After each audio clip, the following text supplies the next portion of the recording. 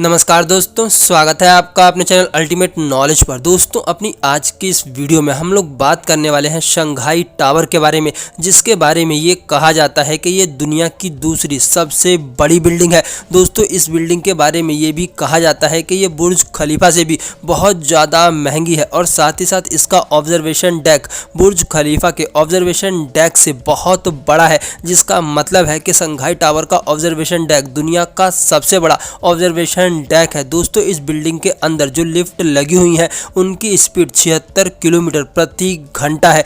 दोस्तों, इस शानदार स्ट्रक्चर को दुनिया के सबसे महंगे डिजाइनरों ने तैयार किया है।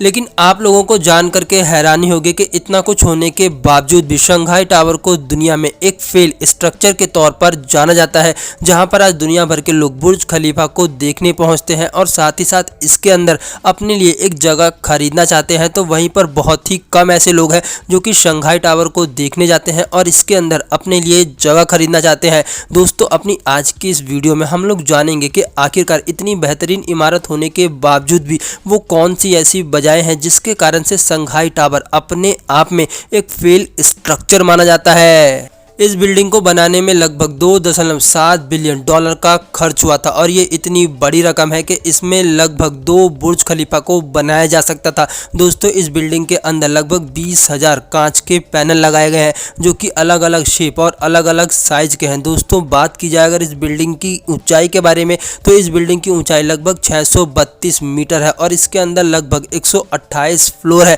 दोस्तों, इस इमारत के अंदर 114 लिफ्ट लगाई गई है जो कि दुनिया की सबसे बेहतरीन और तेज चलने वाली लिफ्ट मानी जाती हैं। दोस्तों, इस बिल्डिंग में एक साथ लगभग 16,000 लोग रह सकते हैं जो कि बुर्ज खलीफा से भी ज़्यादा है। दोस्तों, ये बिल्डिंग अपने आप में इंजीनियरिंग का एक नायाब उदाहरण है, लेकिन इसके बावजूद भी इस बिल्डिंग को दुनिया के सबसे फेल स्ट्रक्चरों में से एक माना जाता है। दोस्तों, इसके मुख्य कारणों में से एक कारण ये भी है कि कहने को भले ही ये बिल्डिंग 128 मंजिला ऊंची क्यों ना हो, लेकिन अब तक इस बिल्डिंग के अंदर लगभग 50% जगह पूरी तरह से खाली है। सिर्फ मुश्किल से 7 से लेकर के 8,000 लोग ही इस बिल्डिंग में अभी रहते हैं, जिसके कारण से रात के समय में ये बिल्डिंग ज़्यादातर अंधेरी रहती है और इस बिल्डिंग की पूरी लाइट नहीं जल पाती है, जिस कारण से इस बिल्डिंग का शानदार नज़ारा लोगों तक नहीं पहुंच पाता। इस बिल्डिंग को चाइना के फायर एंड सेफ्टी डिपार्टमेंट ने भी पूरी तरह से सेफ नहीं माना है। उनका ये कहना है कि अगर इस बिल्डिंग के 100वें माले पर आग लगती है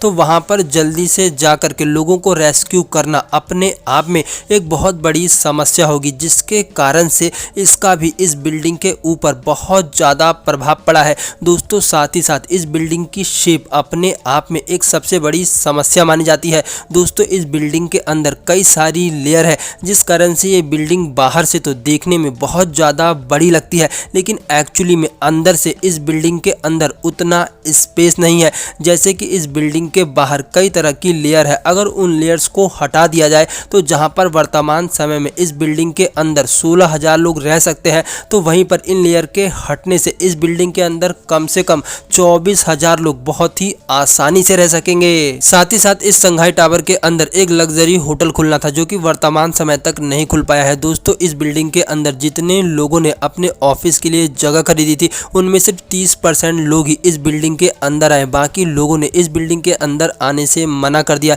दोस्तों, इस बिल्डिंग के इन्वेस्टर्स का ऐसा सोचना था कि उन्होंने इस बिल्डिंग के अंदर जितना पैसा लगाया है वो लगभग 12 सालों में पूरी तरह से रिकवर हो जाएगा, लेकिन ये बिल्डिंग अब तक 12,000 करोड़ के घाटे में चल रही है। लेकिन ऐसा भी नहीं है कि आने वाले समय में शंघाई टावर ग्रो ना करे। दोस्तों, हो सकता है कि आने वाले समय में शंघाई टावर धीरे धीरे ग्रो करने लगे और ये बुर्ज खलीफा को भी टक्कर दे। लेकिन दोस्तों, आप लोगों का इस शानदार स्ट्रक्चर के बारे में क्या सोचना है, प्लीज़ अपनी राय कमेंट बॉक्स में ज़रूर बताएं। दोस्तों, आपका एक लाइक हमें ऐसी ही अच्छी वीडियोस बनाने के लिए मोटिवेट करता है, इसीलिए अगर वीडियो अच्छी लगे तो इस वीडियो को लाइक करें और इसे अपने दोस्तों के साथ भी शेयर करें।